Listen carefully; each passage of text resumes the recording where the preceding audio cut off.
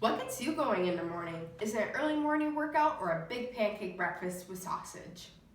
For most people, though, it's coffee. In America, 54% of adults consume coffee on a daily basis, according to a recent study done by Harvard University. And of those people, they consume on average 27 ounces of coffee each day, which is about 3 of these cups. But for consuming it so much, how much do we actually know about this go-to energizer and what it does to our body? Today, I will inform you about caffeine and how it affects our body. Being a coffee addict myself, I was really interested in finding out what the pros and cons of it were, so I researched a lot and I interviewed people to compile a list of facts and statistics for us. This is very prevalent in society today because worldwide, we spend $60 billion on the coffee industry each year, according to the International Coffee Organization. So first, I will discuss how you become addicted to caffeine and how it enters our system. And then next, I will explain the positive effects of consuming caffeine. And lastly, I will inform you on the negative effects of consuming caffeine. So to start off with, I will explain how you become addicted to caffeine and what happens when you consume it. So caffeine has a psychoactive and a psychomotor property to it that act on the nervous system and act as a stimulator. This is what causes your mood to shift after you've consumed it. So Sergey Furey, a researcher about this, looked into the psychoactive stimulant portion of it. And she says that the psychoactive drug targets our nervous system and can alter our brain functions, and it changes our mood, perception, consciousness, and overall behavior. So in regards to caffeine can arouse and act as a stimulant on our nervous system in that respect. For psychomotor stimulants, that affects our dopamine levels. So the effects of caffeine cause reinforcing stimulants and addiction liability, according to Furey. So caffeine is stronger than nicotine, alcohol, and opiates on our body and the dopamine levels, because it has a lot of reward and reinforcement in it that make us become addicted to it. So when you become addicted but go without for a certain amount of time, you experience cravings and withdrawals with it.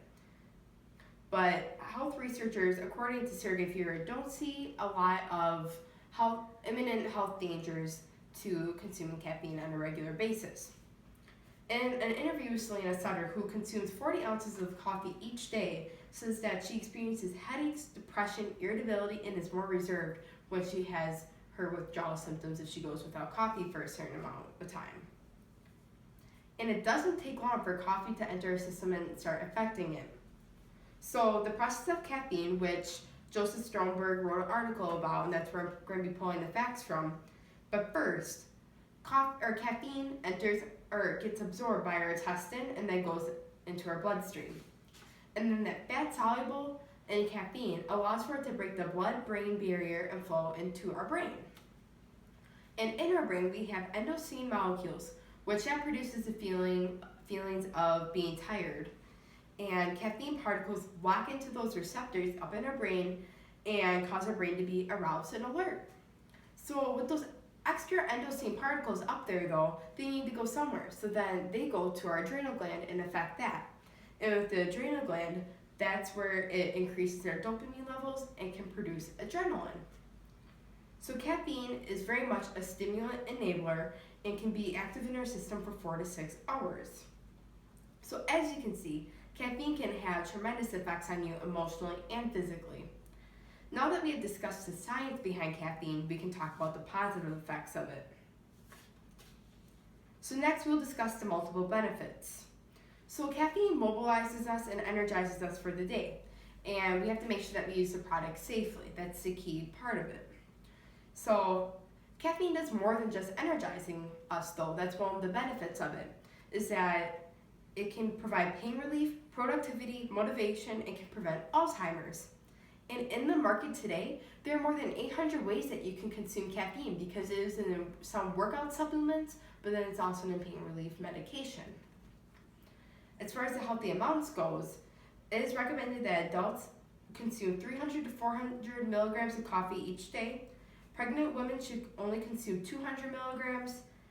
13 to 18-year-olds should consume no more than 100 milligrams a day. And anyone below the age of 13 should not consume caffeine at all. So as long as we digest the right amounts, there can be many benefits and pros to consuming caffeine. But with some of those benefits also comes some of the downfalls of consuming caffeine and what it does to our body. So lastly, I'll discuss the negative effects of caffeine on our body and our digestive system. So caffeine is very addictive in nature and can cause some health problems. So with addiction being one of the main concerns of it, you can experience withdrawal symptoms as I discussed earlier. So some of those things can be headaches, jitters, anxiety, and insomnia if you drink it too late at night or consume it too late at night. But then there's also the risk of overdosing on caffeine. As far as health problems go, caffeine can increase your blood pressure because if you go without it for a certain period of time, it's not acting as a stimulant, and that can cause anxiety with the hormones that are in our body. With increased anxiety can be increased blood pressure.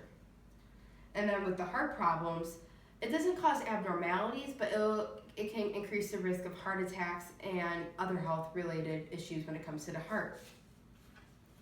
So there are some bad side effects to caffeine, but now that we're aware of it, we just have to make sure that we consume the right amount so we don't become necessarily strongly addicted to it.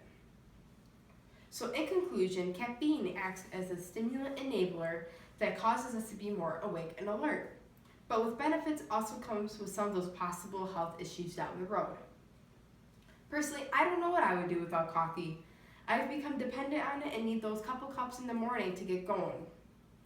So although there's some downfalls, there are a lot of people that still consume coffee on a daily basis. It's a huge part of our society and it's a huge trend because you'll see people walking with a Starbucks or with a Dunkin' Donuts into work each day, and that's just what gets them going. So as long as we consume safe amounts of it, we can keep tackling the day's agenda with motivation and energy. Thank you.